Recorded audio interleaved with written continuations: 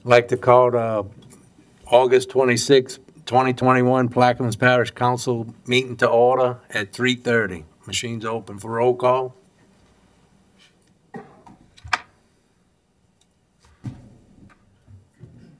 Let the record show Newberry, Gouy, and Black are absent.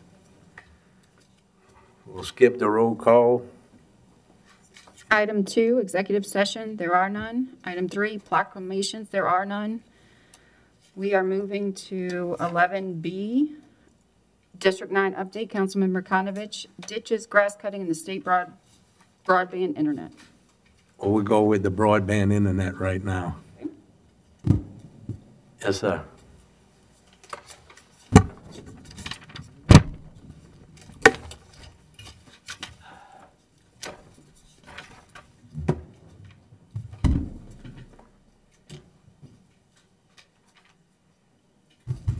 Well, good afternoon.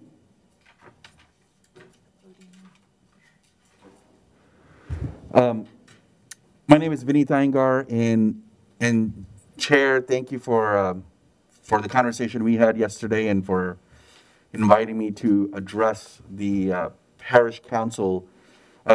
Parish President, it was a pleasure to meet you prior. My name is Vinny Thaingar, and I lead Connect LA. Connect LA is the newest state office focused on broadband development and connectivity. I am the first executive director. I've been on the job for 140, 150 days, but we're moving as quickly and with the same level of sense of urgency that people have when it comes to all things broadband.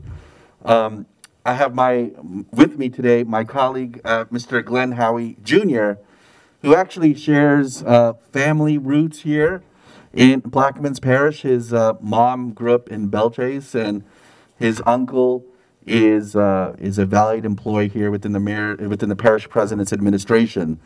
And so Glenn is our senior policy analyst. He's our data guru. He's our data guy. And he plays a critical role in addressing a lot of the challenges that we have in terms of understanding the size and depth of the problem that exists here throughout the state, but in Plaquemines Parish. Can you guys hear me? Okay, we good? Okay.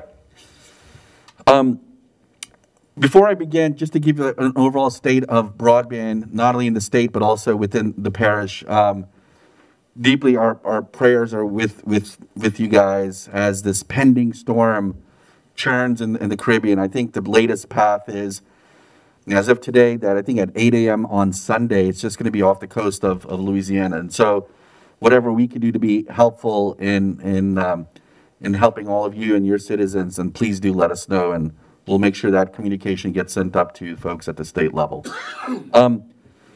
Broadband is a challenge in the state. I don't have to tell all of you how much of a challenge it's been historically. Even before the pandemic, I don't have to tell you how much of a challenge it's been during the pandemic. And I don't think I need to really tell you how much of a challenge it's going to be coming out of the pandemic. And when we think about broadband as an issue in the state of Louisiana and in Plaquemines Parish, we need to think of broadband singularly in terms of not only access, which is infrastructure, but affordability and digital literacy.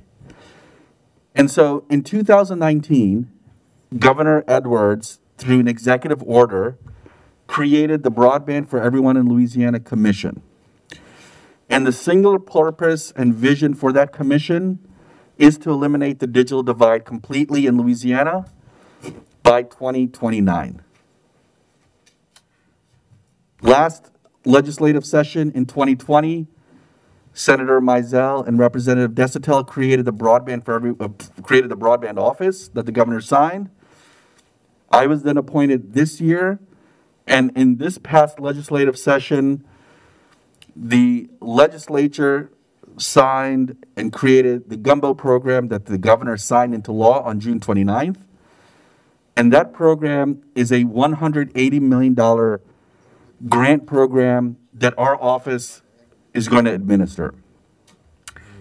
And the purpose of that $180 million is to address the challenges that folks have in this parish and other parishes in the state, which is there's a lot of people that still lack basic broadband. In the state of Louisiana, we have close to 450,000 households that do not have internet. We have 462,000 folks that lack digital literacy skills. And 43% of all those folks can't afford it. In Plaquemines Parish, we have close to 3,000, or rather, just over almost 3,000 households in Plaquemines Parish that do not have access to basic internet. We have 2,200 people between 18 and 64 years old that lack basic literacy skills.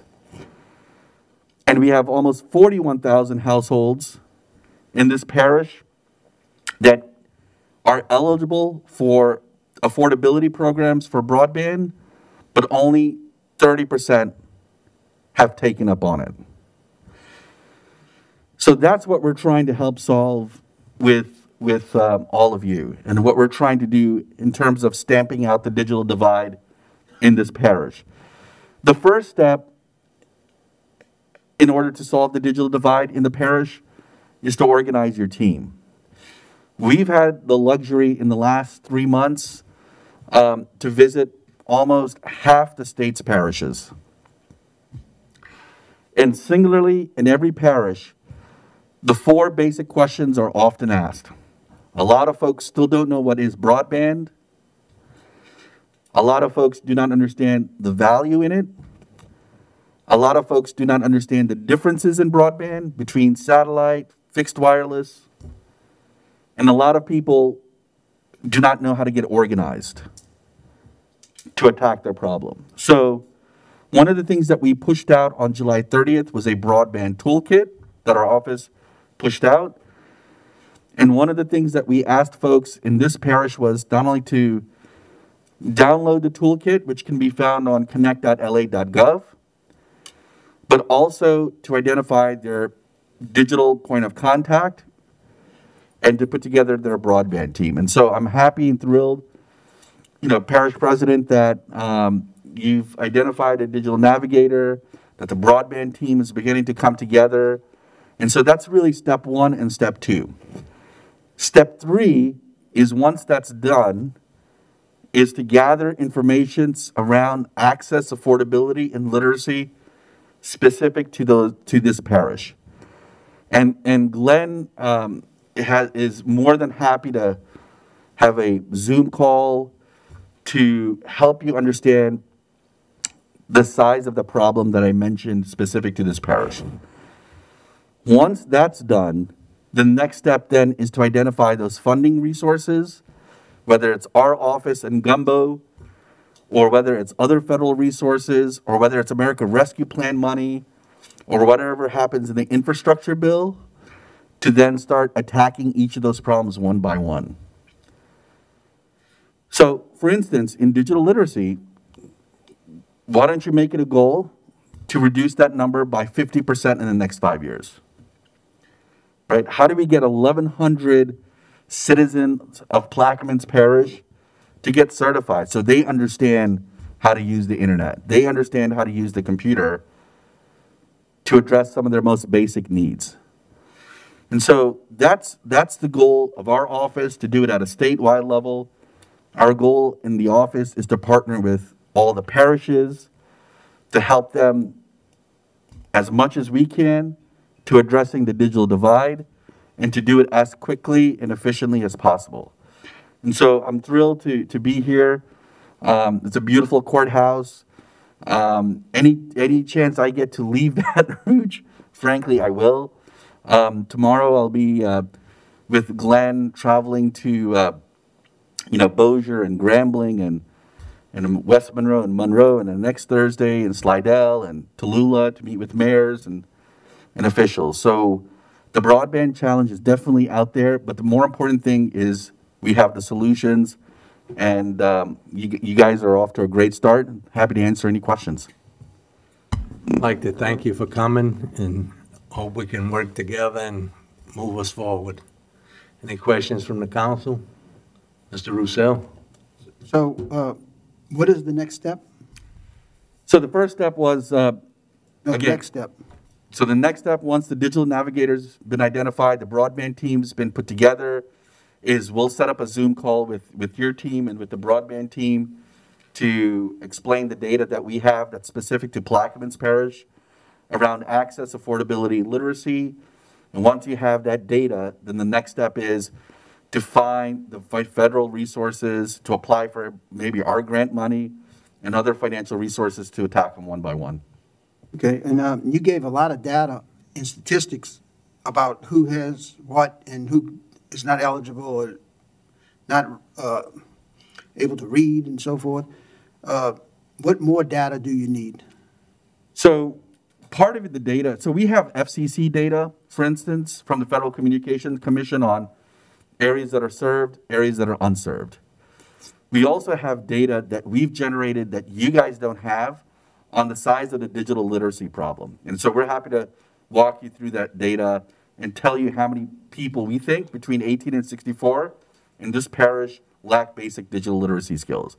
We have data that we could share with you on the affordability problem. Because I'll tell you, at the end of the day, I can make this parish the most wired parish in the world, where everyone has 50 gig, 100 gig speeds in every household.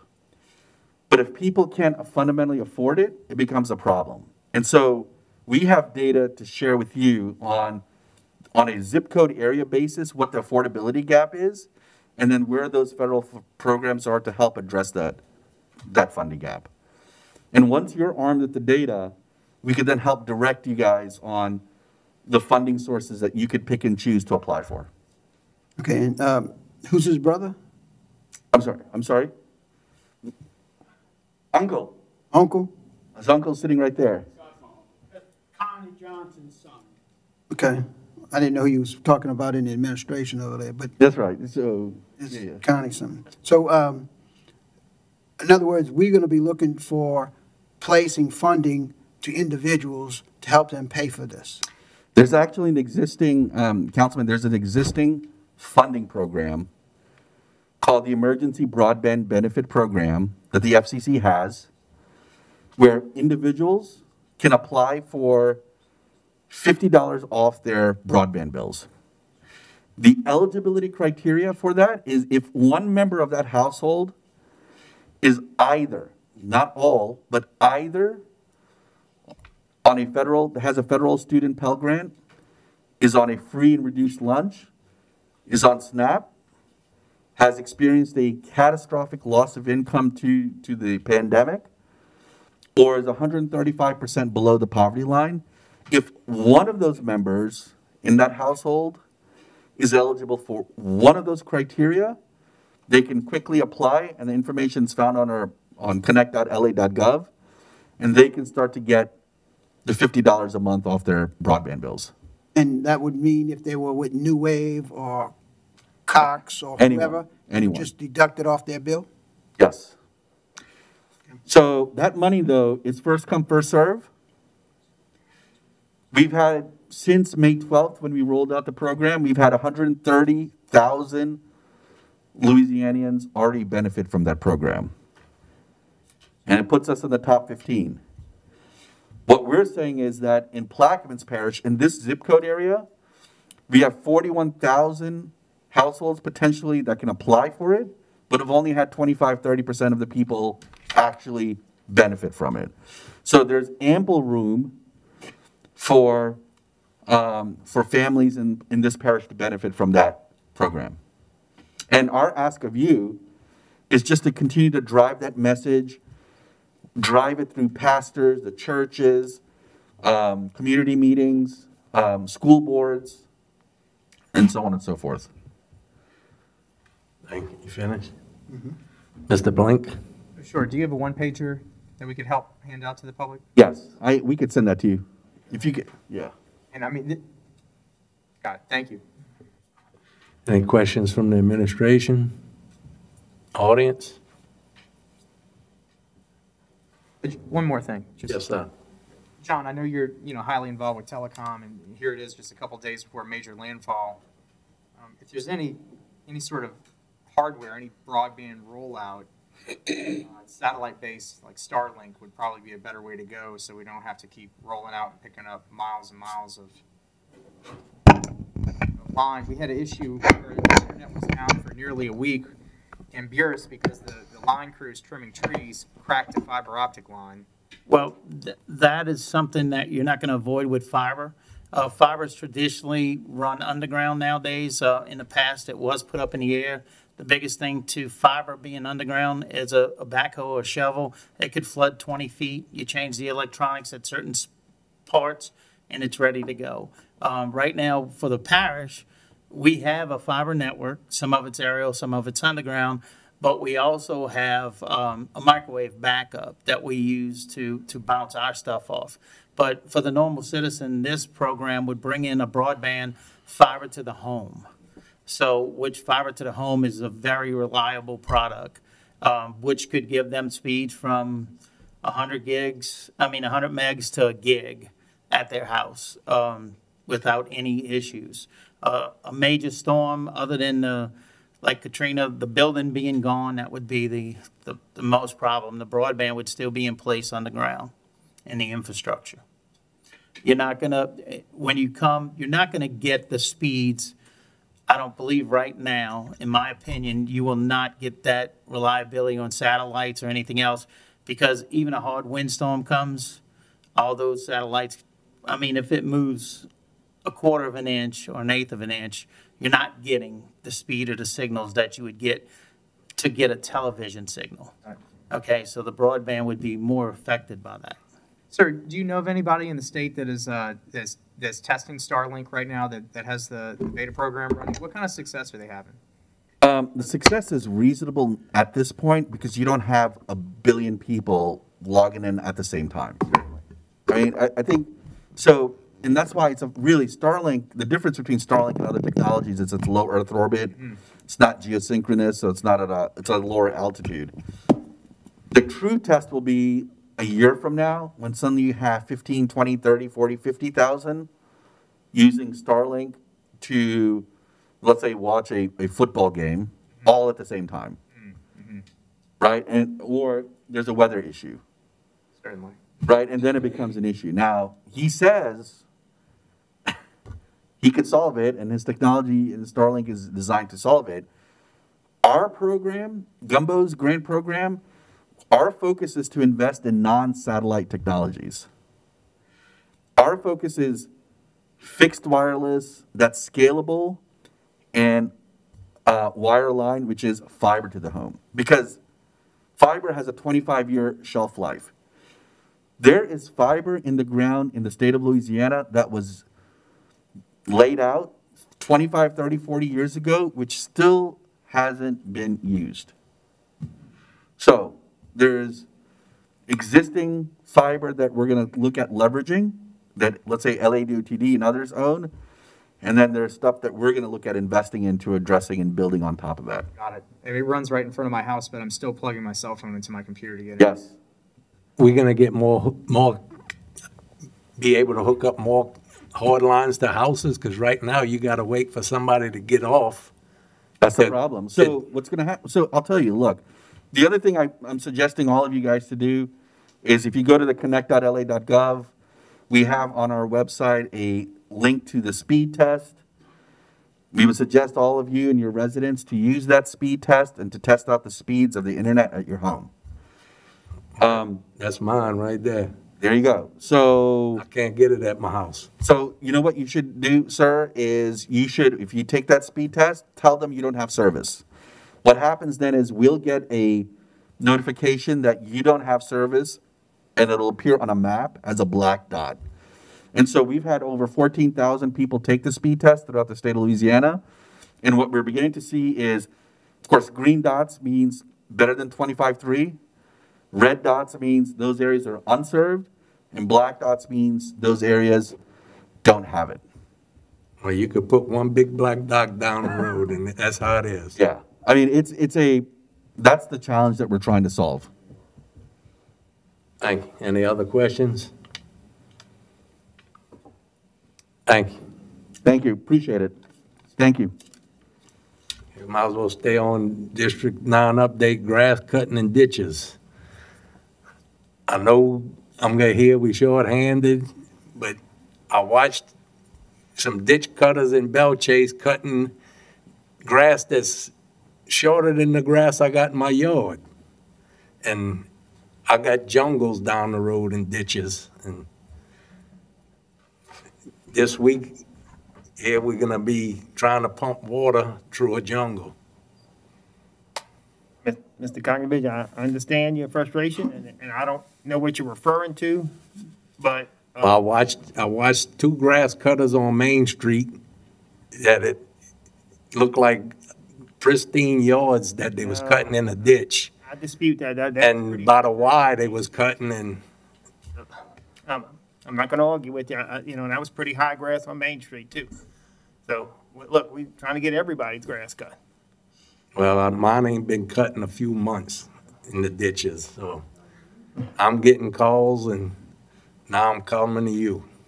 Thank you. Thank you. Can we go to District 1 update? Thank you, Mr. Chairman.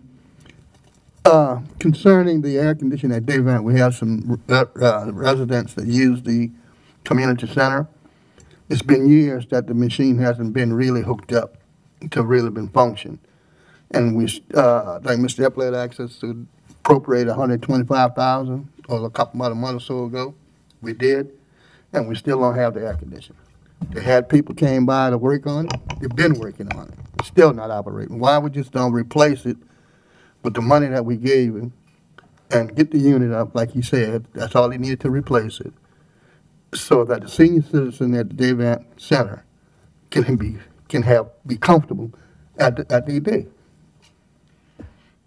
So the issue with the air conditioner at the Davant Community Center, as you know, we've had some of the hottest weather we've had in the recent few weeks. I have not been able to obtain 3 quotes, which is what I legally am obligated to do before we can spend that money to have that unit replaced. I have, we've reached out, Ms. Crystal gave me the name of another air conditioning contractor last week. We have another air conditioning contractor. We've reached out to both of them. We're scheduling them to go out to Davant this coming week so we can get quotes from them so we can get that unit replaced. But, you know, unfortunately, I just have not been able to obtain the 3 quotes that's needed in order to move forward. Well, I believe that once we send out the quotes, whether they responded or not, we can utilize that as evidence that we try to get quotes. If nobody want to do that, would you just stay here and shut it down? I don't know. Go ahead, legal. You're talking about to purchase materials or equipment. You have to have, Repair. if it's below, if it's above the one threshold, below the other, where you don't have to do seal bids, you still have to get 3 quotes. If nobody want to bid on it, so it just sits there. Well, you could do it, you could actually do it for, you could do it out, you could put it out for bids if you wanted, and then if you only got one person bid on it, you could award it. That's what But we need to if do you're that. trying to do it without doing public bid, you do have to get the 3 quotes. You do put the bid out, whoever send a bid in, nobody else qualify, we can go move forward. And I think we need to do something. And by just having people come in, it's not working. It's been over a month, over 3 months, over 3 years. Not back even before you got here, we had that problem. And my condition was that to appropriate the monies that they all had asked for to get it done, and we did that, and we still don't have it. So that's why we just don't put it out for bid and see where it is, what happens. I'll see if we can get a bid package put together. Yeah, I don't see why we just don't do it. Okay? People are suffering. Yes, They sir. out there in the audience. Y'all want to say anything?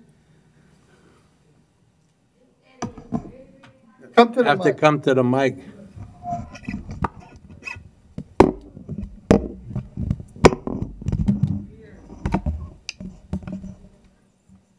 Come up to the mic and state your name and address for the record.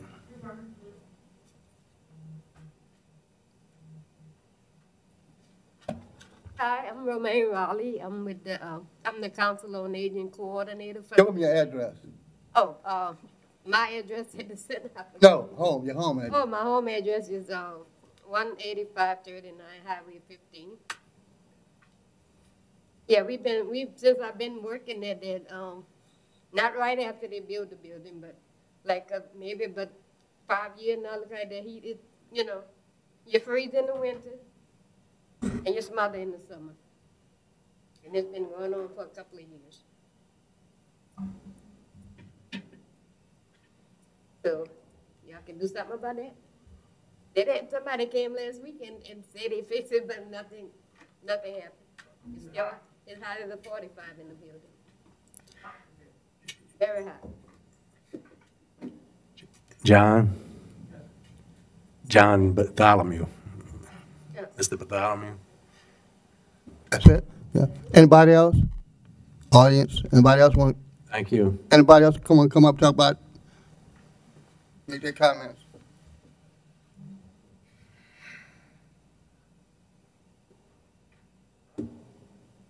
Air conditioning only, man. Name and address for the record. Clarence Bryce, 156 Crossover Lane.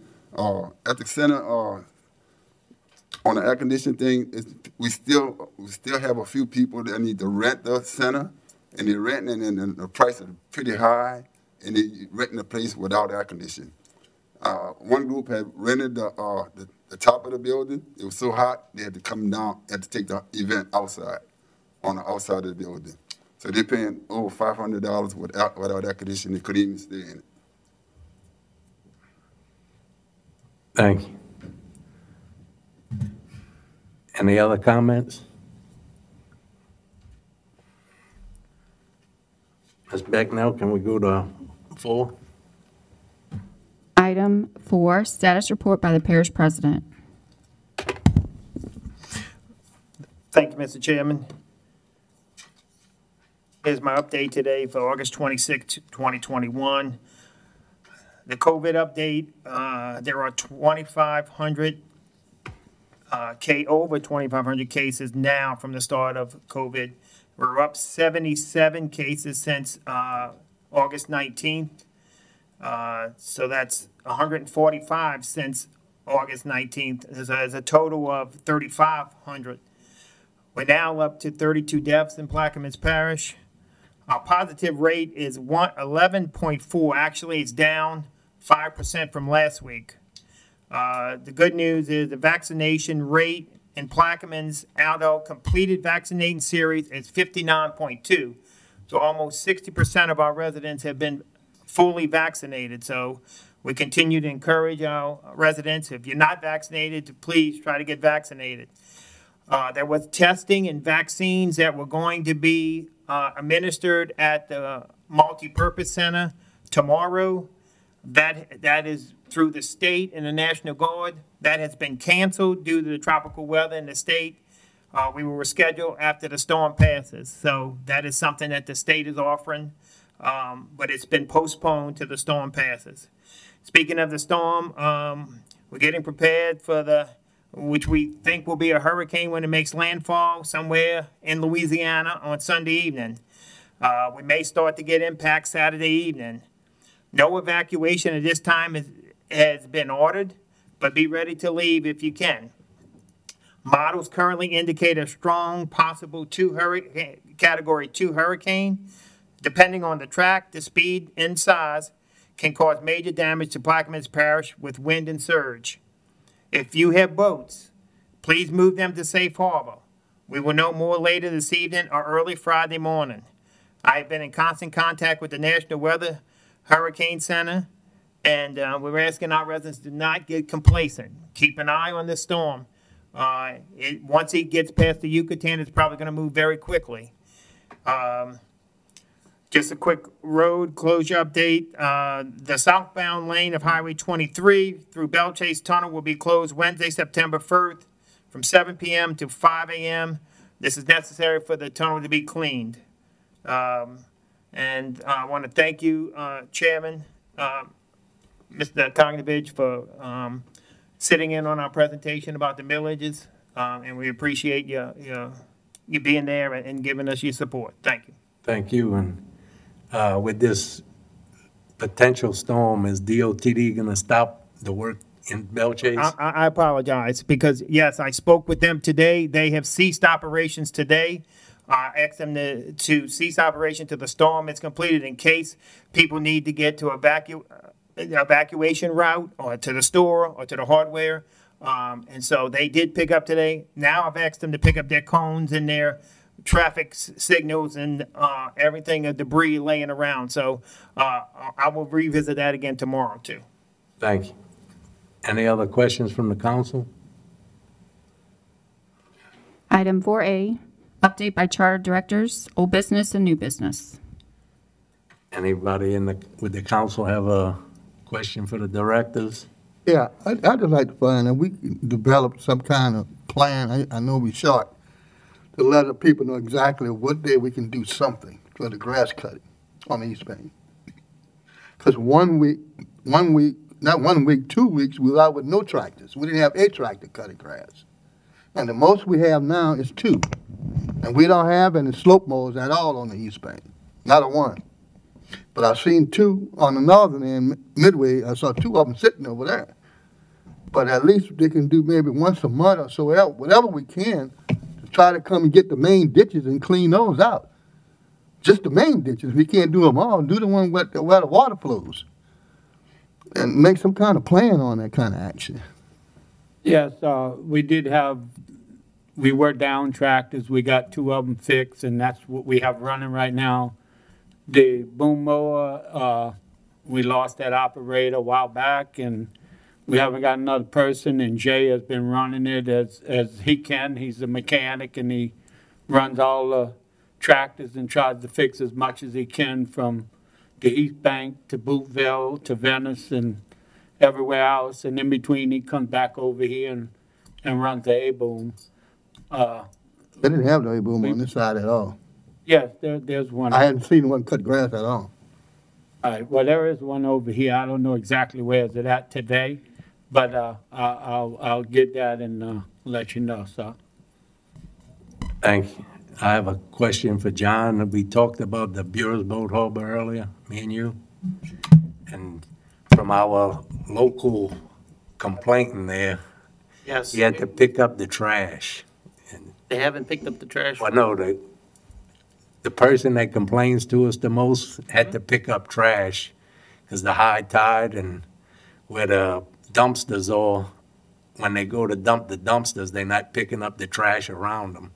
Oh, yeah, our guys usually go back and clean that up around them after they empty them, because the truck driver won't get out and he won't pick up any trash.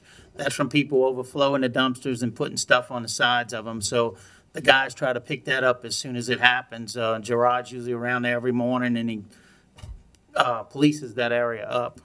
But we're having a problem with the back dumpsters by that area where they're filling it in from the local business establishment. They use our dumpsters instead of providing their own trash service. So I don't know if there's anything legislation that can be done about that, but that's some of the problems on that backside. Any way we could go back to our own dumpsters back there, the bigger, and That was just as bad. That was more of a DEQ violation of having our own open dumpsters back there, because then that allowed people to just pour oil and throw whatever they want in there, and it kind of mixed the garbage up, and it caused us a lot of violations on that.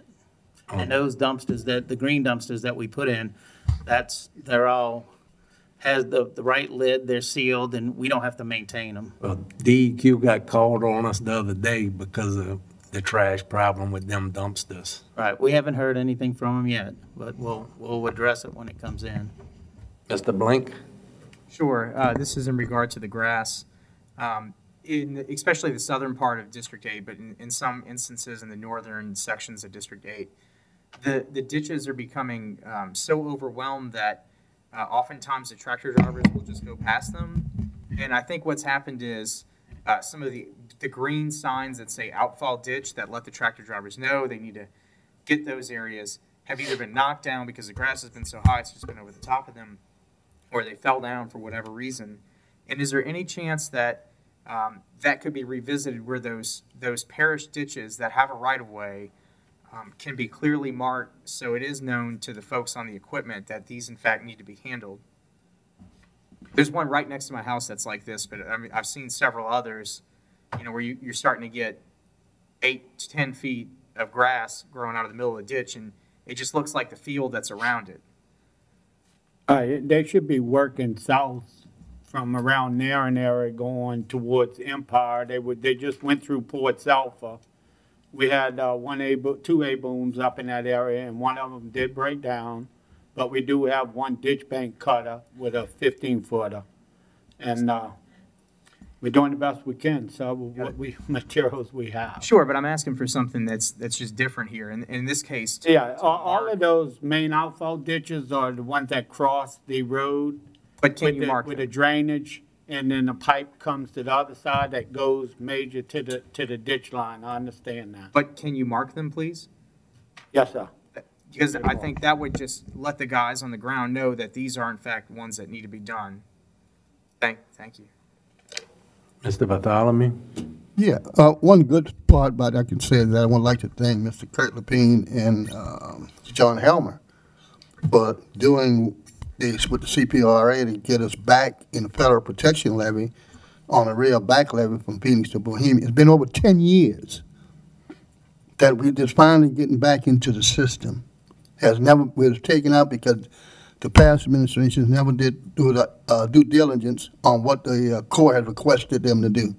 So I really want to thank y'all very much for that effort and getting that done and affording us the opportunity to get back into the federal program with the Corps of Engineers on that back levy. Outstanding. Thank y'all very much. Now, Mr. Rousseau, well, I applaud your efforts for down that river. Give me a little bit of that effort on the East Bank. I'll be all right. Thank you. Ms. Becknell, item 5. Item 5, bids and advertisements. There are none. Item 6, beer and liquor licenses. If you have any, queue in.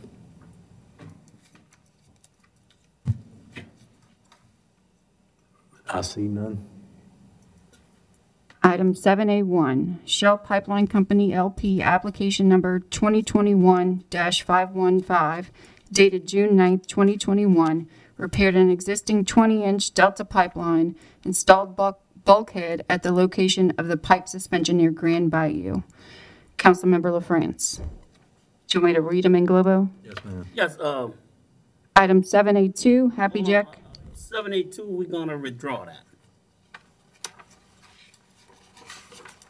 Item 7A3, Phillips 66 Alliance, application number 2021-672, dated August 12th, 2021, repair and replacement of on-site utilities, evacuation and repairs to fire water lines and manhole inlet as part of the general maintenance ongoing refinery maintenance program, Phillips 66 Alliance Refinery, Councilmember LaFrance. And 7A4, Dr. Walter J. Jung IV, application number 2021-592, dated July 12, 2021, installed boathouse and deck, 111 Wilkinson Lane, Lot 116 and 117, Myrtle Grove, Phase 1, Councilmember LaFrance. LaFrance, you offer? Ms. LaFrance offers there a second? Second by Mr. Blink. Any questions? Machine's open. The record show it passes 5 with 1 abstention.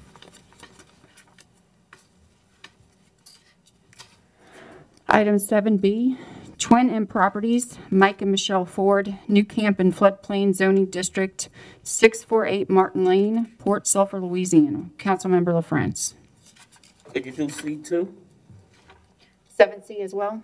Yes.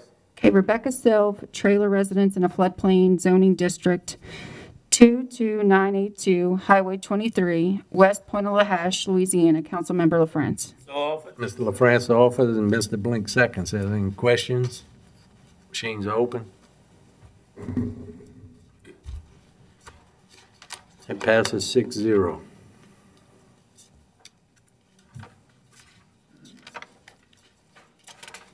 Item 8, Introduction of Ordinances and Resolutions. I have a few. The first couple is for Councilmember Konovich. An ordinance to amend the 2021 general fund operating expenditure budget, permits, planning, and zoning department, and otherwise to provide with respect thereto. A resolution to change the date of the November 11th, 2021 regularly scheduled council meeting due to the Veterans Day holiday and otherwise to provide with respect thereto.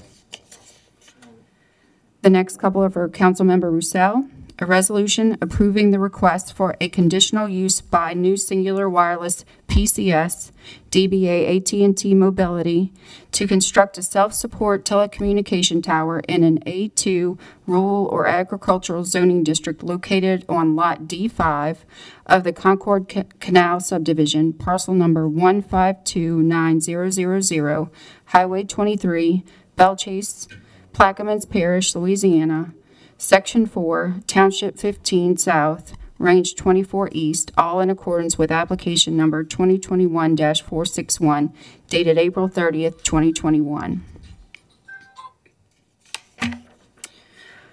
A resolution approving the requested variance filled by New Singular Wireless PCS DBA AT&T Wireless Mobility to vary the fall radius setback requirements for a self-support communication tower located on Lot D5 of the Concord Canal subdivision, parcel number 1529000, Highway 23, Belle Chasse, Plaquemines Parish, Louisiana, Section 4, Township 15 South, Range 24 East, all in accordance with application number 2021-462, dated April 30th, 2021. The next is for Councilmember Gui. An ordinance approving a plan of re-subdivision of the property of Hoskin Properties LLC, Plaquemines Parish, Louisiana, as shown on the map of re-subdivision, Belle Chasse Plantation, Section D, lots M1, M2, and M3, into lots M1-A, M2-A, and M3-A, Belle Chasse Section D, by R.W. Krebs, dated June 16, 2021, the owners having fulfilled all the requirements of the subdivision and re-subdivision ordinance of the Plaquemines Parish of Plaquemines without cost to the Plaquemines Parish government or the Parish of Plaquemines, and otherwise to provide with respect thereto. Another one for Councilmember Gui, a resolution granting conditional approval for a plan of subdivision of Rennie S. Burris, map of re-subdivision of Lot 5-Y1E into lots 5-Y1E1, 5-Y1E2, and 5-Y1E3, Belle Chasse Section D, Belle Chasse, Plaquemines Parish, Louisiana, as shown on map of re-subdivision by Bryant, Hammett, and Associates, certified by Hugh McCurdy III, PLS, dated June 22, 2021, without cost to Plaquemines Parish government or the Parish of Plaquemines. The next is for Councilmember Lafrance. An ordinance for Plaquemines Parish government's grant on behalf of the Burris Levy District in Plaquemines Parish, a perpetual easement, servitude, and right-of-way to the Coastal Protection and Restoration Authority over parish-owned lands and otherwise to provide with respect thereto.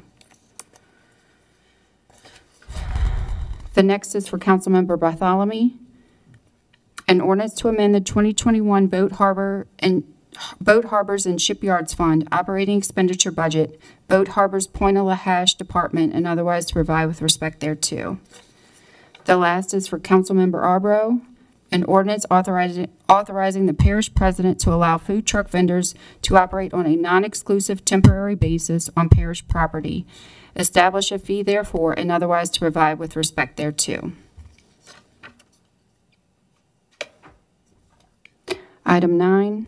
Ordinance and resolutions on second reading and final passage. 9A, we have none. Well, 9A1, an ordinance to levy millages on the 2021 tax roll on all property subjection to taxation by Plaquemines Parish government and otherwise to provide with respect thereto. Councilmember Konovich. I'll offer ask for a second. Second.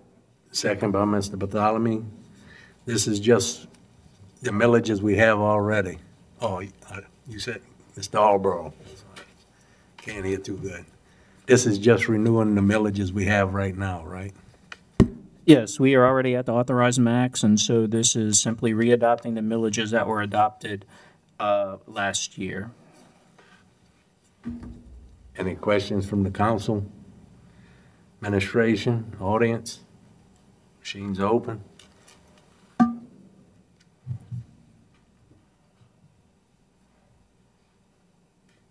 Passes 6-0. Item 9A2, an ordinance by the Plaquemines Parish Council as and on behalf of the West Bank Levy District and Buras Levy District to appropriate new temporary work area easements in certain portions of land in Plaquemines Parish, Louisiana, to construct the New Orleans to Venice West Bank Hurricane Protection Levy Project, NOV-09, St. Jude to City Price, Plaquemines Parish, Louisiana, for levee, flood wall, drainage, flood, access, and hurricane protection purposes, and otherwise to provide with respect thereto. Councilmember Lafrance. So offered. Mr. LaFrance offers there a second. Second by Mr. Roussel. Any questions from the council? Administration, audience? Machines open.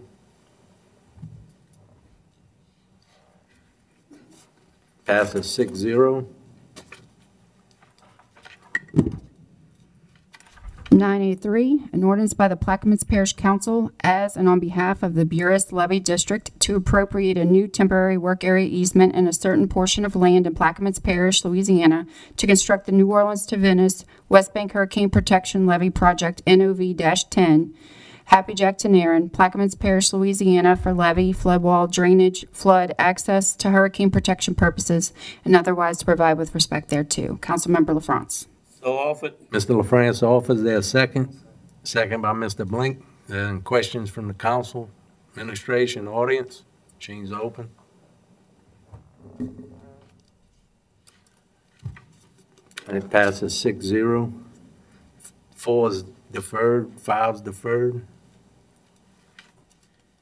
Be deferred. B.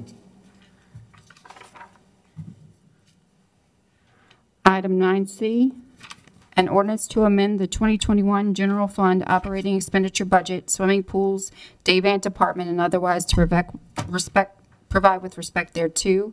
Councilmember Bartholomew, and we have substitutions. You want to read the substitute? Deferred. 9D, an ordinance to amend the 5-year capital improvements plan, Restore Act Projects Project, and Restore Act's Administration Project, and otherwise to provide with respect thereto. Councilmember Konovich. Deferred. 9E, a resolution swapping the locations of the 2 regularly scheduled October meetings of the Plaquemines Parish Council, and otherwise to provide with respect thereto. Councilmember Konovich. I'll offer as for second. Second by Mr. Alborough. Is there any questions from the council, administration, audience? Machines open.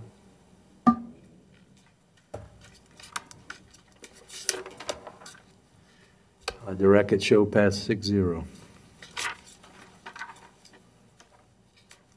9F, an ordinance to amend the 2021 Waterworks and Sewage Fund operating expenditure budget, Waterworks and Sewage Operations Department, and the 5-year capital improvements plan, repairs, Buras, WWTP project, and otherwise to provide with respect thereto. Councilmember Konovich. I'll offer as for second. Second by Mr. Alborough. Y'all want to explain this? Because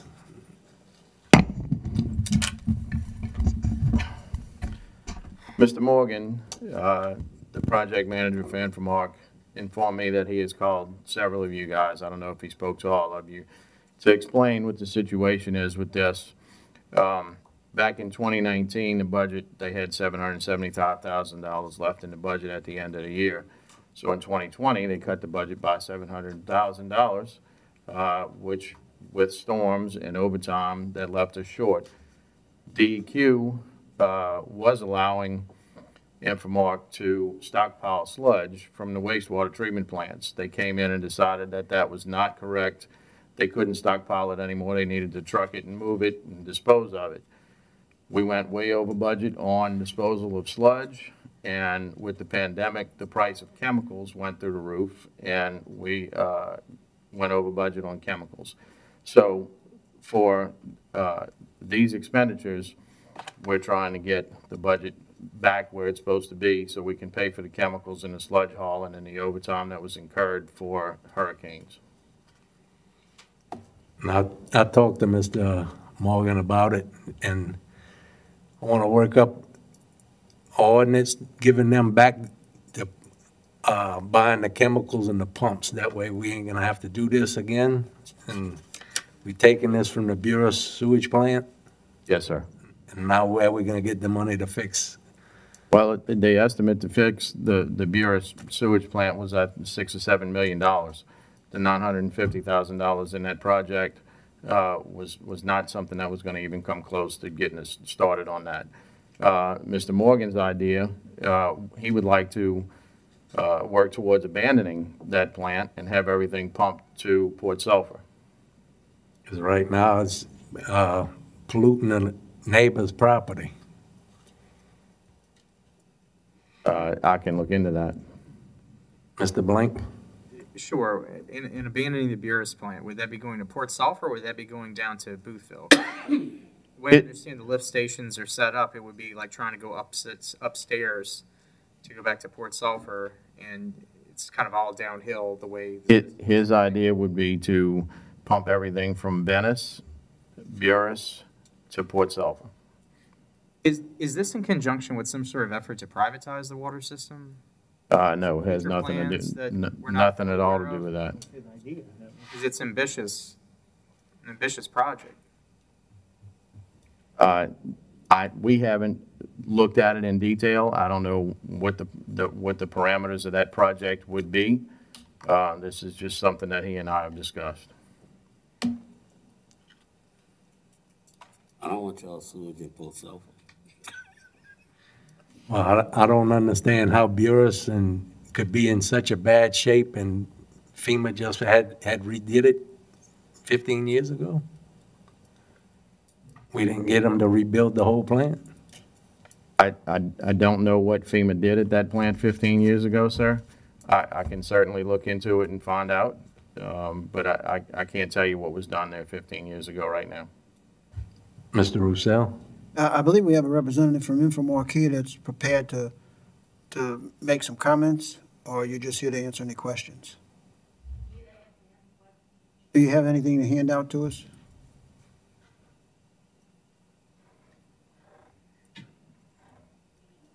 Yeah. With the current budget, when will we run out of chemical? Sir? Given the current budget, when will we run out of chemical? When will we run out of chemicals? We are out now. So we don't have anything we're treating the system with? We're over budget. Got it. Let me say this. Thank you. For the last year and a half, I brought this issue up occasionally about renegotiating the contract. Have you had any discussion whatsoever with talks about renegotiating the contract with Infomark? Yeah, well, that's part of the discussion about the chemicals.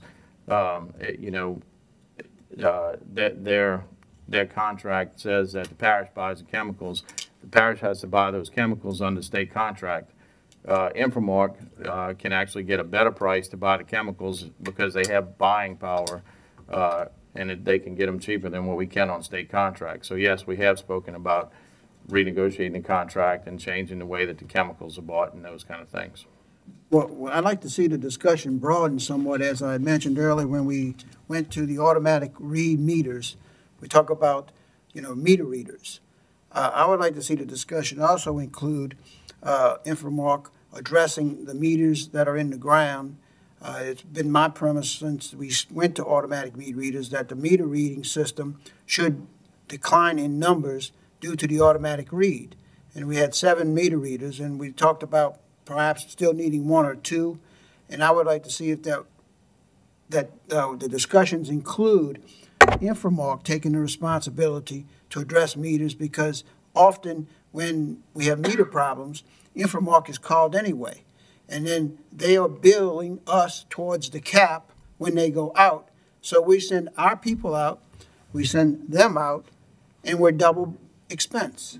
So if this discussion can be broadened to include some oversight by Infomark on the meters and even the reading. I mean, we're not going to read them anymore. We're reading them from the office. But the field work that takes place should be included in their contract because they're doing it most of the time anyway. Is that correct? Correct.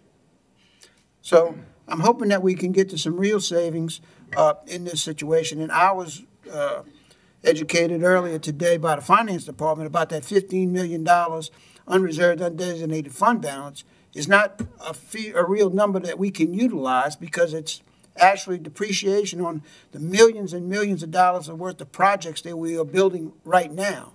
However, once we pay this last million this year for the automatic meter readers that we are installing, that will free up $1 million of expense for next year. So there is some economies of scale that can be had with some discussion and renegotiation of this contract. And I would hope that these efforts would be made prior to us getting the budget in place for November, because their CPI increase is what's eating up our increases in water production sales that we are accomplishing by the new meters. So we need some serious discussion and some serious negotiations to happen between now and the November budget presentation, or at least by the end of the year for sure. I agree, and I think your idea about having Infomark take over the maintenance of the meters is a good idea, since, like you made the point, that they are sometimes called out to repair curb stops and things like that when there's an issue. So yes, I agree with you, and I'll start the process. And one other point that I'll give up the floor after is that I'm hoping that we are still maintaining a running total of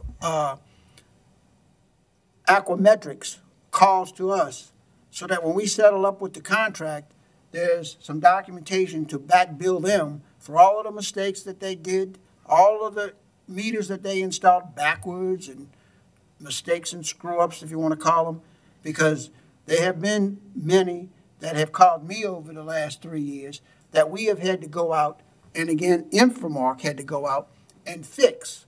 And Aquametrics should be responsible for being back billed for all of those mistakes.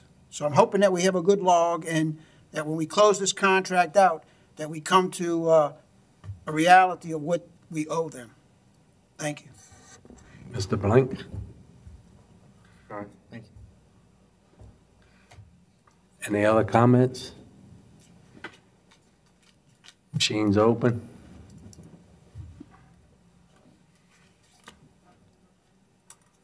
Mr. Blank?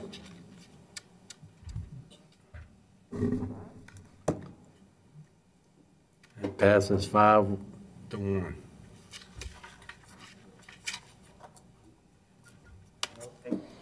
Item 9G, an ordinance to amend the 2021 operating revenue budget and otherwise to provide with respect thereto.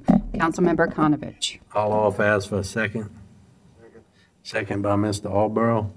This is the money from the impact, and we putting it into a fund till we find out what we could spend it on. Thank you. Any questions from the council, administration, audience? Machines open.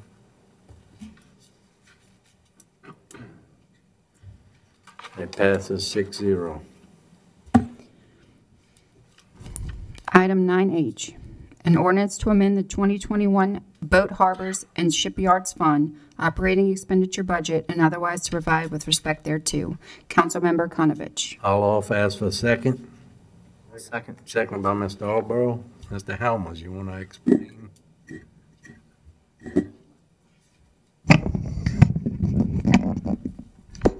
This is moving some funding around from the vacant position that is in the Venice Boat Harbor right now, the superintendent.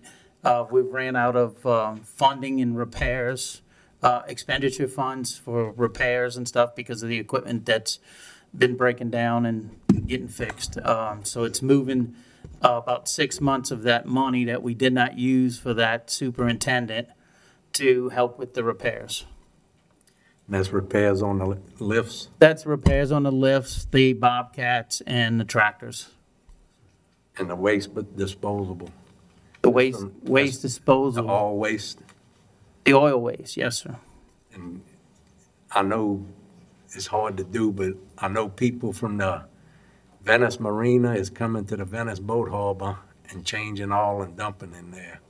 Right. It's going to be a security issue. If we could get if we can get a tower up there the way I can get the microwave to transmit, then we'll be able to put them. We have a camera system, but it's not a reliable system. It's something that's been there for, I guess, since Katrina, they put it in there, and it's not really a great system. We don't have it like the ones we have in Buras to where we can see them at the office.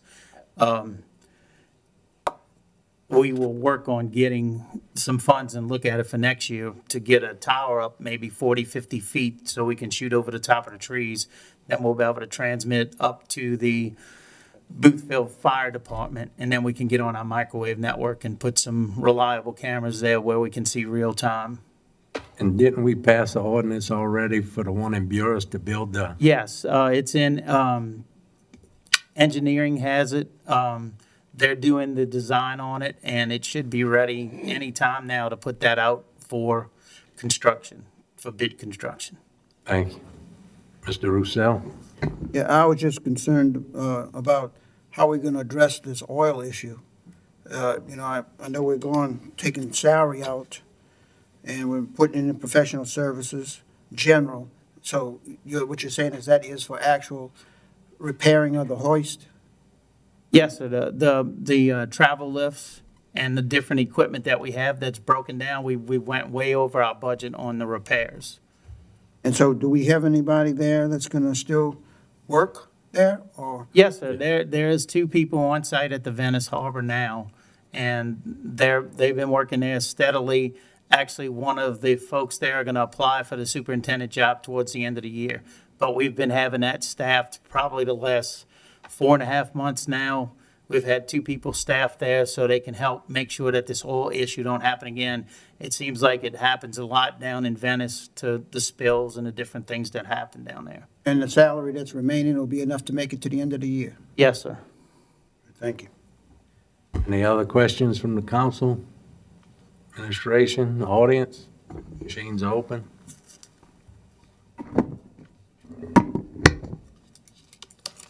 Passes 6-0.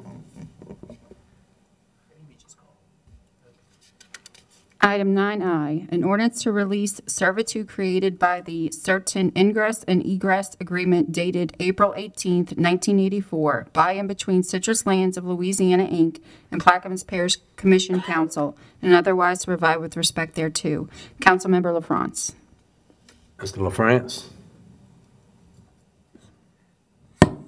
I'll offer for discussion. Mr. Lafrance offers for discussion. Is there a second? I'll second. Second by Mr. Blink. Mr. LaFrance. Mr. Helmer, you know anything about this? I do. Okay. It's Rennie over here. Oh, okay. So this is basically curative title work related to the Venture Global project. They're going to be doing some work that is going to impact, when they were doing their research related to titles, they came across an old servitude back from 1984 where we basically got an ingress-egress agreement by Citrus Lands, and it was pursuant to the Corps potentially building a 630 million gallon reservoir, and the servitude actually came with a bunch of stipulations. So because that reservoir was never built, because the project never moved forward, there's no need for us to have this ingress-egress anymore. And so, and matter of fact, by law, I don't even know that it would have any effect anymore. But Venture Global's asked us to cure this work so that it cleans up when they proceed with their project. And so, the legal department doesn't have a problem with this. And, we recommend that we go ahead and rescind this. So offered. Second. I'll withdraw my first second and add something here. Mr. Blink withdraws his second. Mr. LaFrance, you offer? I'll offer for approval. Mr. LaFrance offers, Mr. Blink second. Is there any question from the council, administration, audience? Machines open.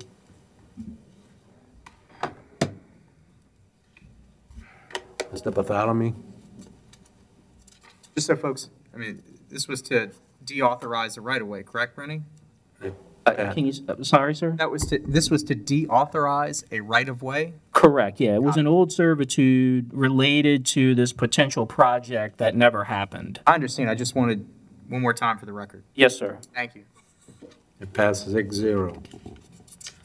Item 9J is deferred.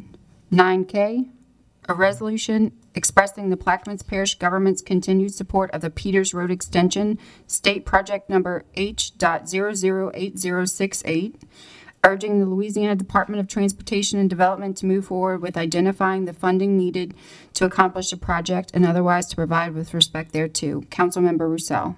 Mr. Roussel offers and Mr. Lafrance seconds. Can we do a unanimous? Yes. And if that, everybody agree, unanimous second. Mr. Roussel? Yes, in a meeting that we were at recently, we had a staff member from Senator Cassidy's office, and we were talking about all of the infrastructure money that was supposedly coming down. And as you know, yesterday, they voted on a 3 billion humanitarian program, and they are expected to vote on the infrastructure program for highways and bridges and so forth next week. And Mr.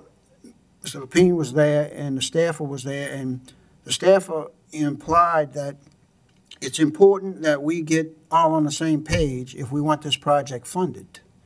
And so other parishes, other municipalities like Gretna and Jefferson Parish and the Harvey Canal Business Association and all, if we can rally those individuals to support this project, then the staff at the Senator's office believes that they can have some influence on the state DOTD as to where some of this money goes. And so I know at that meeting I had asked the PIO officer, who is no longer with us, I asked Mr. Lapine to ask the PIO officer, who's no longer with us, to reach out and try to get letters of support from those entities and as many entities on the West Bank as possible. So whoever takes that place, and I don't know if you've made any progress on that, but that's the intention of this resolution, is to go back on record one more time to say that the Peters Road Extension is the important project for Plaquemines Parish. And I can't tell you how many governor's luncheons I've gone to over the years where the governor sat up there at the governor's luncheon and agreed with everybody in the audience, 600 to 1,000 people, saying, this is the project for the West Bank that we support.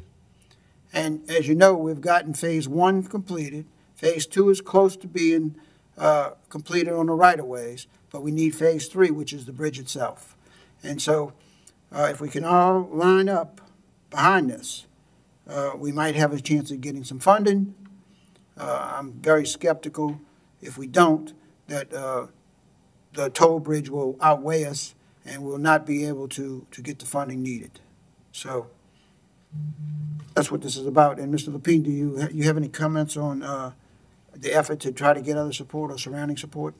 Yes, sir. The administration is totally 100% with this resolution and on board. We did start that letter with the previous PIO. We do have a letter composed, sort of rough draft. We have interviews for PIO tomorrow. So we are moving quickly. We're in hurricane season. So we are definitely in support. And I have been in touch with Senator Cassidy's office, Senator Kennedy's office. I sat on both. And we don't want to get this thrown to the wayside because they're putting a toll bridge here.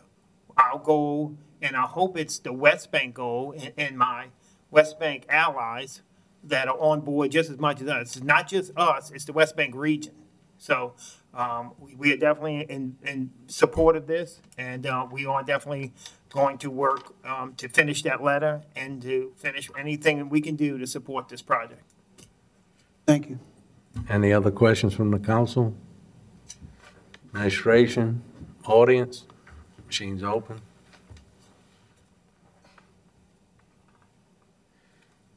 Oh, that was a verbal yes, sorry. Passes 6-0 with Mr. Blink, verbal yes. Item 9L. Can we please defer it? Item 9M, an ordinance to amend the 5-year capital improvements plan, Reach Sea Culvert Closure, Phoenix to Bohemia project, and otherwise to provide with respect thereto. Councilmember Bartholomew. Offer as read. Mr. Bartholomew offers, there's a second. Second by Mr. Roussel. Mr. Bartholomew, I have no questions. Anybody have any questions? any questions from the council? Administration, audience, machines open.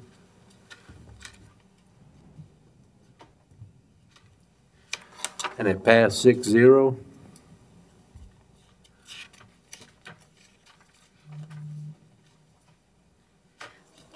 Item 10, approval of the minutes from the August 12th, 2021 regular meeting. I'll offer, ask for a second. Second. Second by Mr. Lafrance. Any questions? Machines open.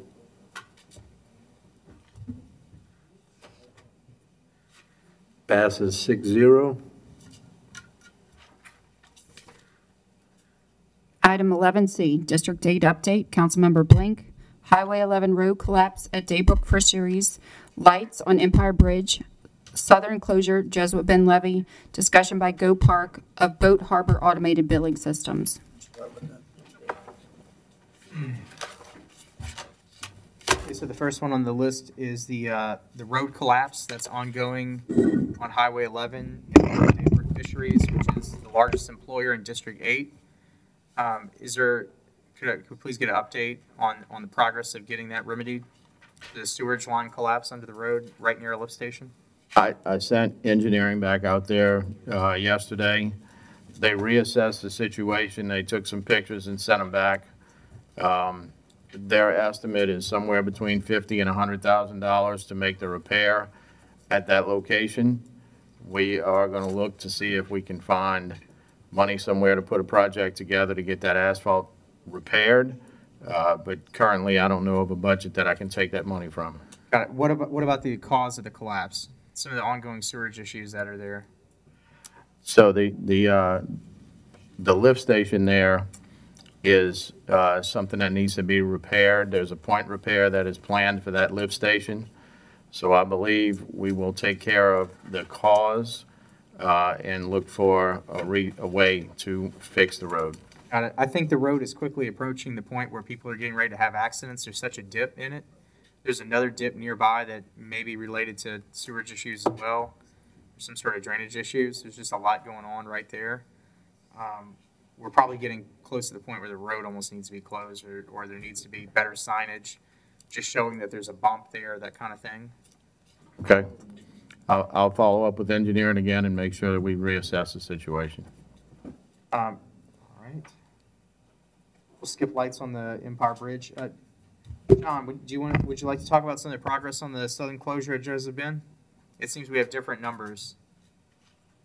I'm sorry, I didn't. John Helmers, could just address the southern closure of the Joseph Bend levees. Well, currently, the last number I seen was about $860,000, but that is with gates at the railroad tracks and gates on the road. It's not budgeted, it's not accounted for. We do have the $10 million for the rest of the Jesuit Bend levee project. We will be very good stewards of that money. And if there's enough left over of that 10 million, if there's any left over doing that construction, then we will seek to address the southern closure. As of right now, it will remain like it is. Okay, so I mean that's like, building higher walls on your house, but not putting a back door on. I understand. I mean that's the only thing we were funded for. But you, okay. Now have you reached out to any of our congressional delegation or anybody else? I've been in contact with Kennedy's office about this. They think it's interesting, trying to find some sort of novel funding mechanism for it has been very difficult though.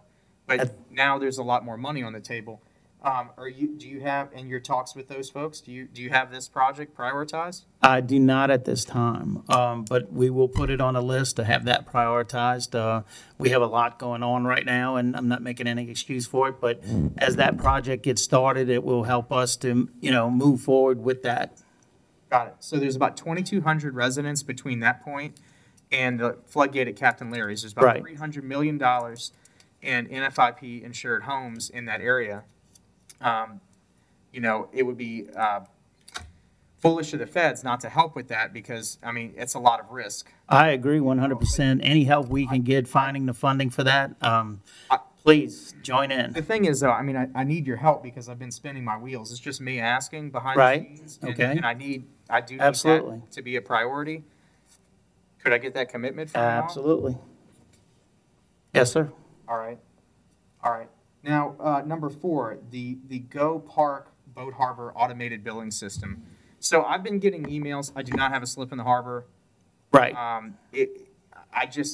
So folks that are renting slips, you know, just as the gentleman mentioned here earlier, talking about broadband, there's literacy issues in Plaquemines Parish, and we're asking a very vulnerable constituency, a constituency that, you know, sometimes doesn't have a high school diploma, whatever else, to have internet, to have an email address, to participate in what is a downtown parking company's website.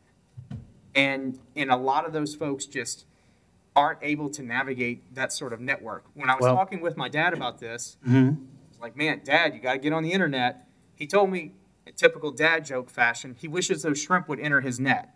You know, so that's kind of where we're at. We've got a system that makes absolutely no sense. None of the council members of boat harbors were informed that this was being implemented by the administration. And we're kind of curious how it came about. Were 3 bids let for this sort of system? You know, what's the sort of story here? How'd this come about? This became about with the billing issues that we were having with the system that we have now, to put an automated an automated system in place. This company, Go Park, they manage hundreds of thousands of different types of locations. They are in the harbor business also. They manage additional harbors.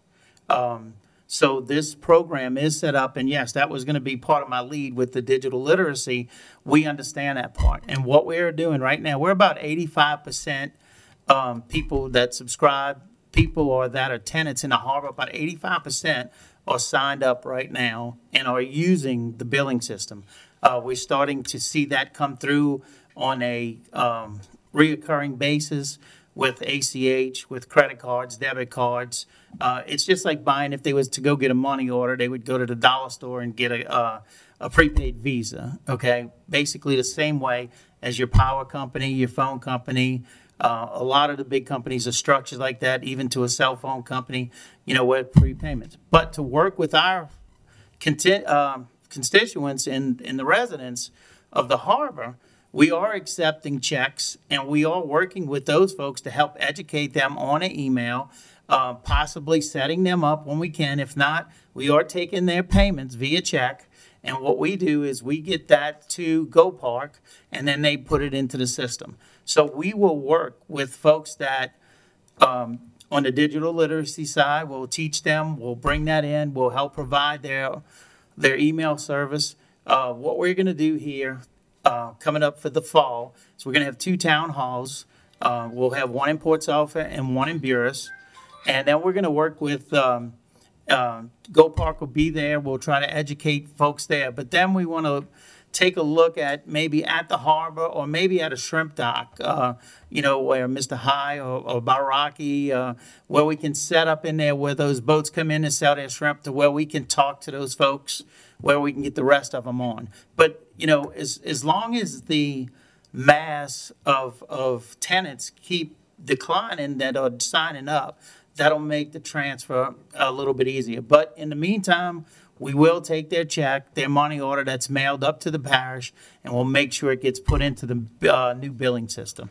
The old billing system was not adequate enough to keep up with tracking and inventory and who's who. And this will eventually, our girl that administrates for us right now, she's in the drop program. So when she leaves, that will eliminate replacing that position in there. So that's part of the reason we changed the software and the billing. Got it. So back to the original question. Did you accept bids for this? Did you put out an RFP? We did not. Why not? Because it's a billing service. You wouldn't want to go get the best of the best? But we feel we do have that right now. But how do you know if you didn't look at other companies? Well, we didn't entertain other companies, but we looked at different software models that are out there specifically to marinas and harbors. In this model, it doesn't it doesn't recognize that you might have 2 slips. How does that the best? Well, it does recognize that they have multiple. No, I've had multiple complaints from constituents that they have 2 slips and that this program couldn't process that. It was beyond its capabilities at the time. Maybe it's been amended, but it clearly didn't fit right from the beginning. Well, it's working now because I got folks that have 3 slips and they all have their slips laid out. And it may be a navigational error, understanding the program, which is why we're going to have the additional town hall meetings and these folks come down and work together with everybody to fix it.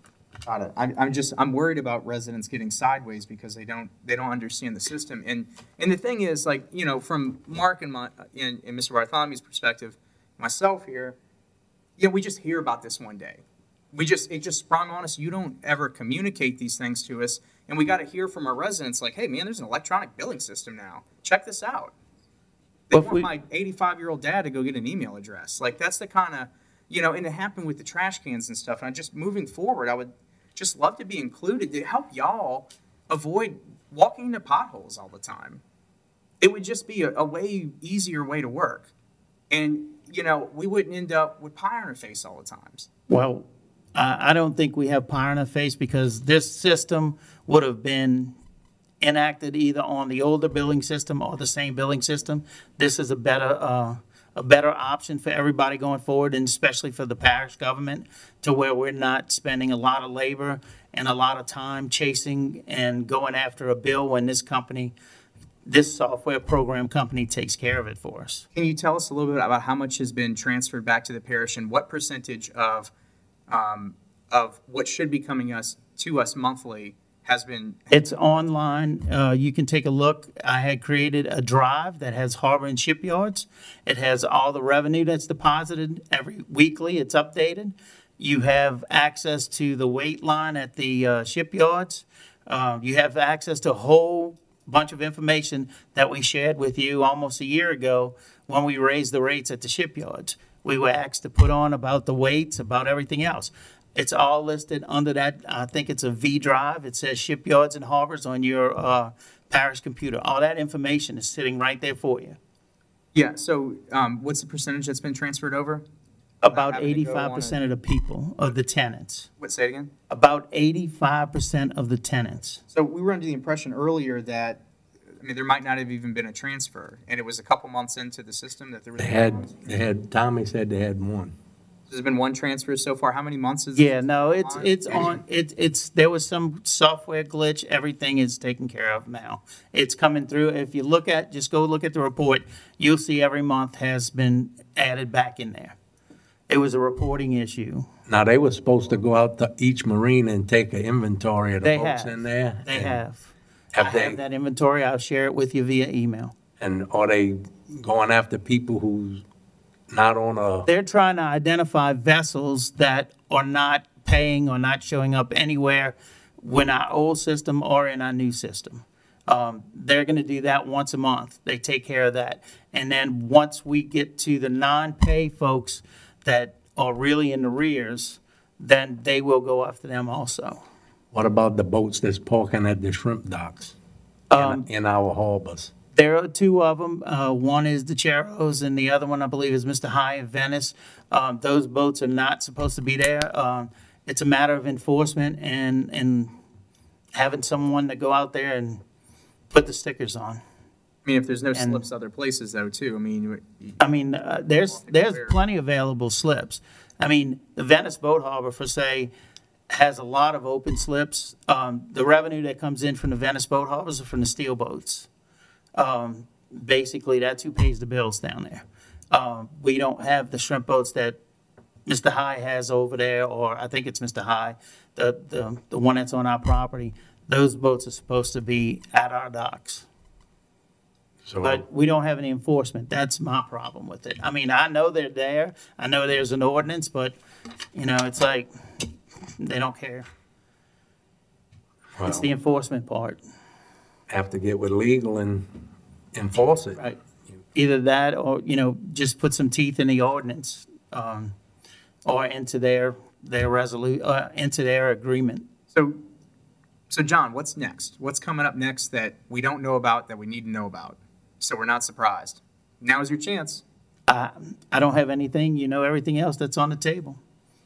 You went through everything else that I was gonna give you today. The only thing I'll be presenting on is, the Restore Act. You'll be getting a recommended Third Amendment, which we'll sit down and talk about before, we get to here, to this point. We're going to defer the coastal update. Okay, I got it.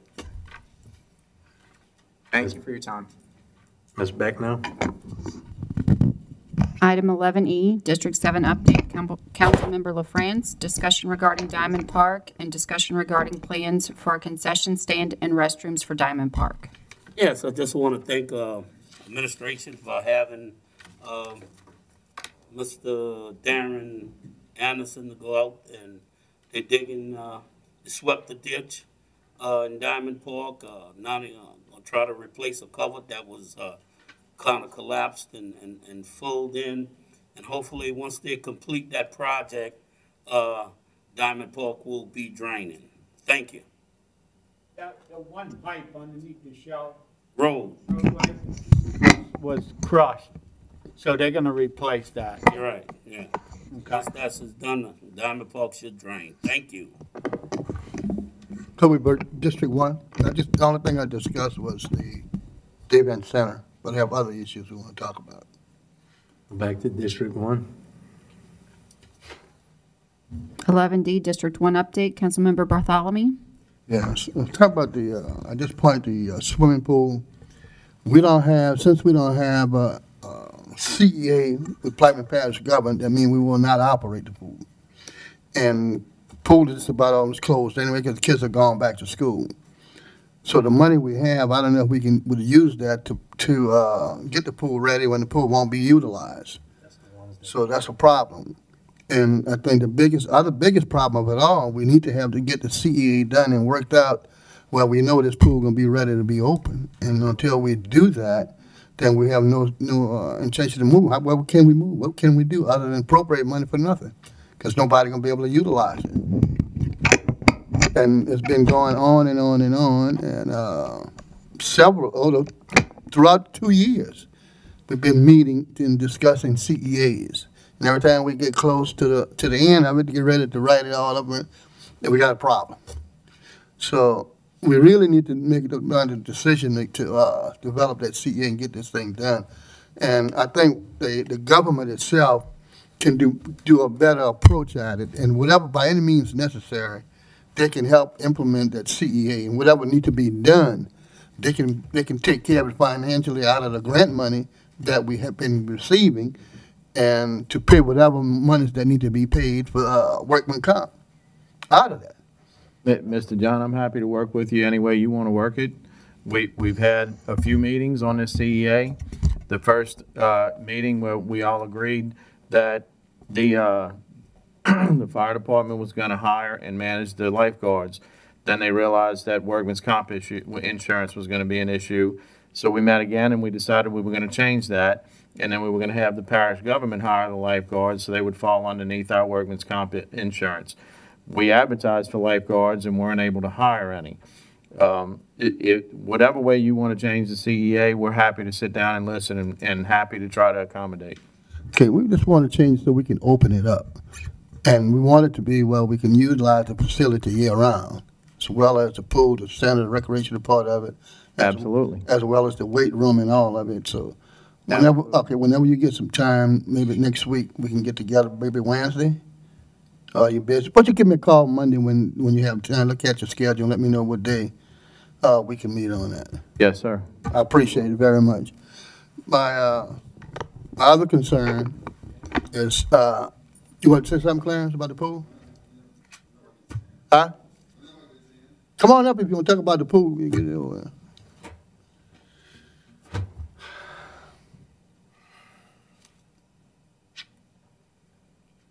State your name and address for the record, please. Clarence Clarence Brown, 156 crossover lane, Phoenix, Louisiana. Just one correction on the lifeguards. Everything he said, Mr. Epley? Mr. Epley said is correct. But we did get the lifeguards, but the problem with the lifeguards, they told us we had to get them certified in our pool in the event. And the pool had a busted pipeline, so we had to get that fixed. The parish fixed that. And after we got the pipeline fixed, they said we had to supply the chemicals. And we never had the money to buy the chemicals. Like I said last meeting, I went to Stokehaven, and they gave me the money to buy the chemicals. But the problem was the lifeguard had to be certified at our pool. And when we got the chemicals to get the pool ready, they told us the pool had to be drained, and the walls had to be pressure washed, and they cost like $3,000. So by the time we got all that together, we was about to get the pool drained and get it pressure washed by some company. I don't know the name of the company, but we're gonna let them do it, and whatever money gonna come from, we're gonna provide it. But we never had the money to get none of this done. By the time we got situated, it was time for most of our lifeguards was college students, and it was time for them to go back to school. So the only part that wasn't correct was that we did get the lifeguards, but we couldn't get them certified. I don't know if that's valid or not, that they have to be trained at that particular pool or not. But normally, if you're certified as a water safety lifeguard, then whatever you go to any pool, you're certified, you can work, from my understanding. But that shouldn't have any problems with anybody getting certified next year, because I already made contact with Southern University in New Orleans, and if I got to bring those kids up there early April, I will get them certified before the season starts. So that ain't gonna be no problem then, to get them certified. And that should take care of that. But the other thing is that once we get the CEA, it's the most important of all, that we line that up and get that in hand, then we know we're gonna be moving forward and to be able to move forward and offer the program that has been offered the last couple of years, several years and years and years. So that's the intent. I think we need to get that CEA done as soon as possible, that we carry on to next year, and we'll be able to move forward. Everything else can fall thereafter. Right. I'm gonna make sure on my end that I get them certified, and also work with Mr. Epley to get that CEA done along with the chief. Come in, we get it done, and we'll be able to go forward. All right. Now, anything else? Can I speak also about the gym part? Well, all that's included. That's all included. Well, the gym. All that's included. The whole 9 yards. There ain't nothing left out in the CEA. All of it's gonna be operable. All right. The whole package. So can we open up the gym anytime soon? We don't have the CEA yet. I keep telling you, you gotta do the CEA. That's the point. Once we get that, we'll see. All right. Once we get, then we cover the legal basis. All right? Appreciate it. Yeah. So that's gonna take care of everything.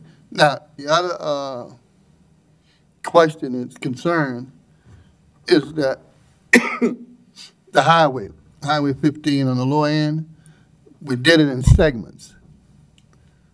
I need to find out when will we get the rest of it done, because back in 2005, I think when Mr. Roussel was the president at the time, we had appropriated money to do that whole stretch all the way to Bohemia. That money was in the budget to do the Highway 15. There was already, appropriation was already made, through grant money was there. And all of a sudden, a couple years or so before I got back, that money was gone, disappeared. They did another project. So anybody understand, how can you take money out of a project that's already been committed and move it to another project? Is that a normal thing? Anybody can answer that for me? I don't know. I'm not a lawyer, so maybe that's a question. Who's over the highway? You, Mr. Roussel? Scott? You over the highways? You talking about the overlaying of that? Yeah, who's the director of the Engineering is, sir. All right. Can you just check with him and find out? I'm the director over engineering. Okay, can you ask them to find out? Project together, sure, yeah. Because that's a serious problem, because I always thought under the law that money was appropriated for a project, it has to be in that project till it's completed. I'll check with engineering and I'll check with finance to find out, what's going on. Okay, because it's terrible, because now it leaves a void. The other thing is that excuse me, we need to deal with I've been working with Mr. Helmer about the marinas down in Point LaHatch Marina down there, and he's been very helpful with that. And we need to do a little more, get you guys down there and do a little more with the machines. Look like we fix them and boop, they break again. So I don't know, we need to replace them. But anyway, we need to get the rocks that's there and whatever we can fix around that marina use because they're constantly disappearing. Little at a time instead of moving on out, disappearing. Okay? And it was said that somebody got a 2 truckload. I don't know. I didn't see it, but I was told that 2 people got 2 truckloads of that stuff. Because I had went down there talking to the people about trying to give some of the people some of the asphalt, if not to go in their driveway, but just cover the highway part, the servitude part of the driveway, because it's all on servitude. They told me, no, they're not doing that. But now I find out, say somebody got a 2 truckload, and somebody got a half a truckload. Somebody got, shoot. But anyway, before it gets to PLF, I would appreciate very much if we can take care of the marina while we have it and get it done and get it straight. And I appreciate your efforts on that, telling them to do it, but we have to work on that again. We also passed that ordinance about the slips along the dock. Maybe I can collect some right there, I don't know. Because half of the people not even from the parish. You know, they don't live in the parish. And that's all, Mr. Chairman. Thank you. Thank you, Ms. Becknell. Item 11F, District 5 update, Councilmember Roussel. 1, update and discussion of the Fort St. Leon Drainage Project. 2, status of upgrades to the Belle Chasse water plant and intake. 3, discussion on pending drainage work requests, Prouty Drive, Clawson Road, and Cedar Drive. And 4, discussion and update on Plaquemines off-road vehicle track on Walker Road. Yes, item F3 will be withdrawn. It's been completed. Thank you for getting that outfall ditch that takes a lot of pressure off of all of the streets, including Highway 23 from Walker Road all the way to Russell Drive. Update discussion on the Fort St. Leon Drainage Project. Do you have any idea when that will be out for bid? We received the final design on Tuesday, along with the bid documents, so that within the next couple of weeks should be out for bid. Okay, and Belle Chasse water plant intake, are we still waiting on slope stability? Yes, sir, we are. Have y'all thought about, I mean, you've already changed engineers once, right? Once, yeah, yes, sir. Well, testing companies. Well, what can make these people move a little faster? I don't know. I'm going to ask Mr. Dugas to call them again and see if they can prioritize this so we can get it done. It's imperative that we get it done soon so we can get this Corps of Engineers permit out of the way and we can move forward with the bid package. I mean, are we trying this to the high rivers and so forth? Because that'll be another delay. No, absolutely not. We're not trying to get to the high river. No, I know, but I'm talking about Trying to get the slope stability analysis done and trying to obtain the Corps of Engineers permit so we can move forward. Okay, the last item I have is off-road vehicle track on Walker Road, and I got an update, and obviously y'all are working on that, Scott? Yes, sir. We're trying to get the scope together from the previous one, and we'll get it out for RFPs to go ahead and get the track worked on. And this will be our match towards, so we don't lose the grant? We got a little match that we've been working on it. We've been bringing the machine out there, bought a couple loads of sand, spread it out, worked the track in between some times when we have. Can we work on the one at Fort Jackson too? We'll work on it. Well, this one, I know we got money sitting there that we've already taken. Right. And that's all I have. And last thing, Mr. Helmer, I don't have this on the agenda, but I'd like to meet on the Walker Road boat launch to discuss that encumbered fund to find out what that's about, because I think if it's not for the plans and specs, and if it's for inspection or something, that we ought to move it to the project and do the inspection in-house.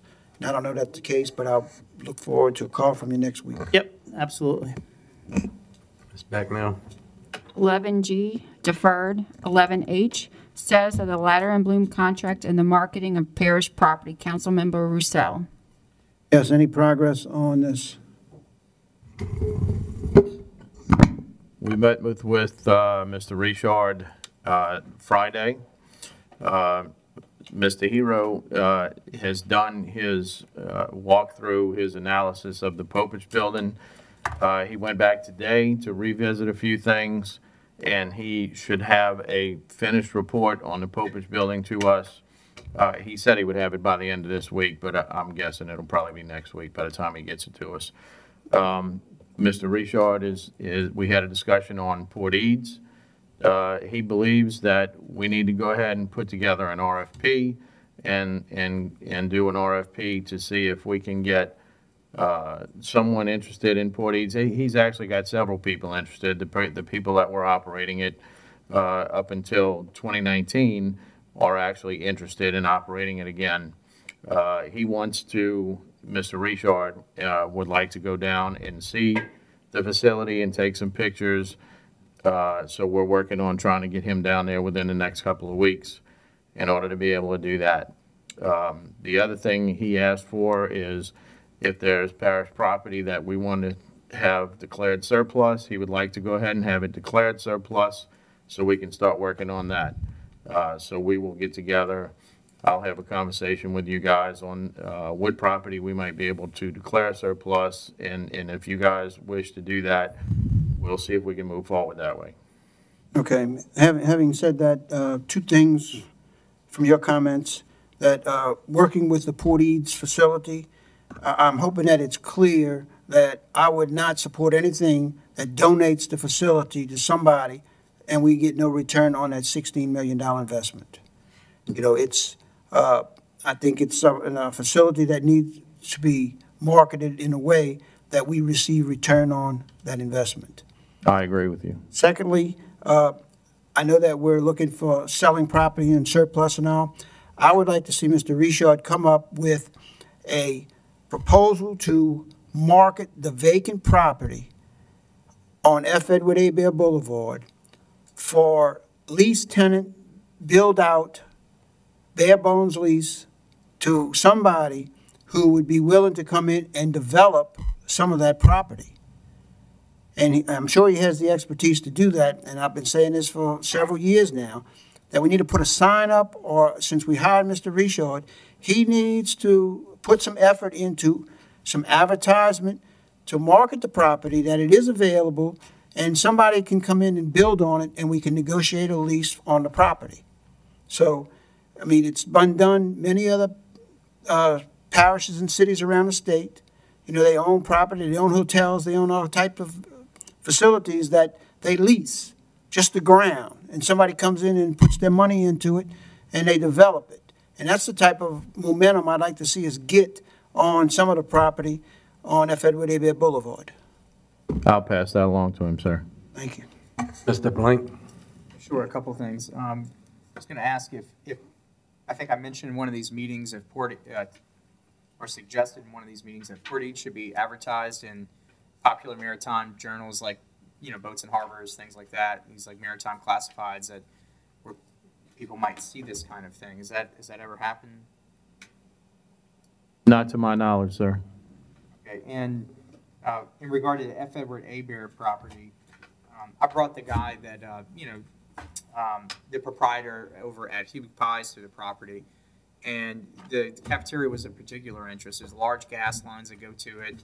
There's walk-in coolers. It has sufficient amount of space. It's an interesting property that would need to, you know, some work to get it back into commerce, but it has those like right ingredients for some sort of like industrial kitchen or bakery or that kind of thing. That's all. Thank you. Yes, sir. Mr. Bartholomew. Mr. Apple, if you, whenever you get time, you find out how much we spend on that in a year, and since we've been closed, how much it's been costing us per year to operate police, what it's been costing the parish. Nothing. Is there like an interim measure that could be taken? It seems like, if we could just get some fuel down there in a nice old man that knows how to work on stuff, that would be a groundskeeper.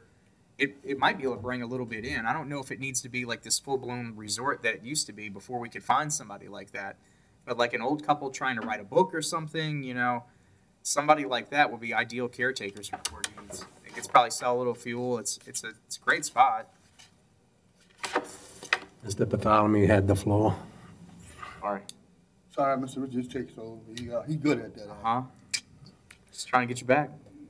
Any other comments? What we spending, we can also count that as being a plus. Ayes being deferred. Withdrawn. Do I have a motion to adjourn? Motion by Mr. Roussel, second by Alborough. Machine's open.